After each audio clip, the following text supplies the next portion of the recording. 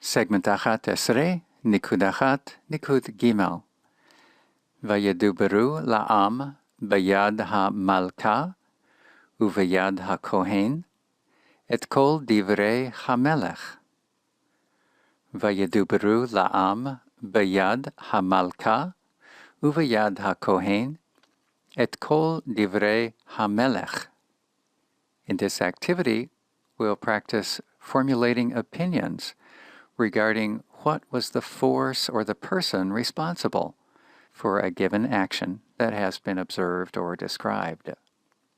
Recall for a moment the scenario that was depicted a couple of segments earlier, typified in these 6 statements, beginning with a wall of water was released into the narrow valley.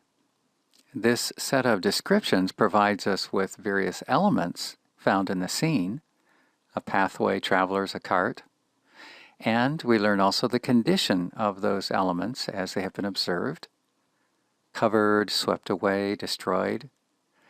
But with little exception, we have not been told who or what brought about those various conditions. Now, this pattern of describing situations with the passive voice, water was released, the pathway was covered, travelers were swept away. This pattern of describing conditions in the passive voice without mentioning the agent that brought it about is, in fact, the way most passive verbs are employed in the Hebrew Bible. Generally, they will describe a condition without clarifying or drawing particular attention to who it was or what condition, what force it was that brought it about.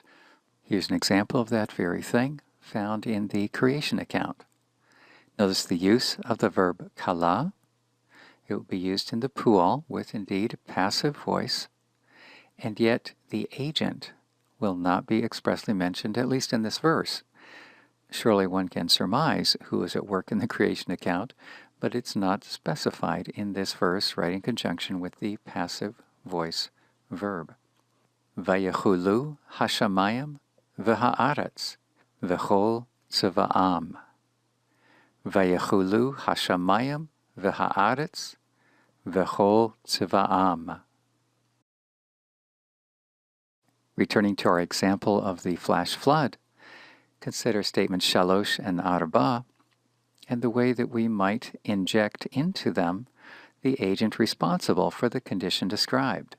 The surprised travelers were swept away by the swollen river, and for arba, the cart was completely destroyed by trees floating along in the flooded river. Similarly, from time to time we find biblical writers providing not only the passive verb, but also the agent or instrument responsible for that action.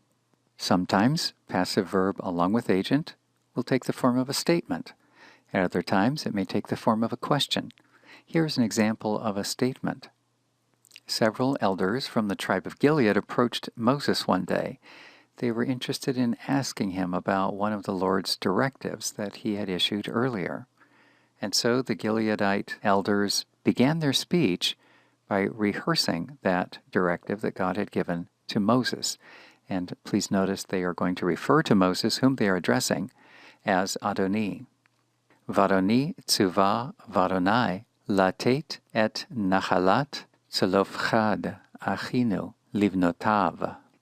Varoni tzuva varonai latet et nachalat tzolofchad achinu livnotav.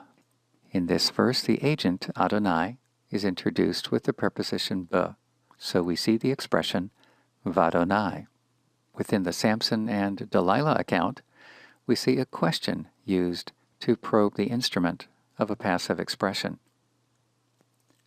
Delilah asked her husband Samson how his superhuman strength might be neutralized. Hagidana li, bameh te'aser. Hagidana li, bameh te'aser. At this time, please refer to the 3-sentence scenario that you composed at the beginning of this module, segment achat esrei nikud achat nikud aleph. Review the instructions found on this page and in particular, review the model inquiry, which you and your classmates may use to inquire of each other what they suppose was the force responsible for the conditions that you described in your scenario. Here's the inquiry. Bame na'asa hadavar hazeh. Bame na'asa hadavar hazeh.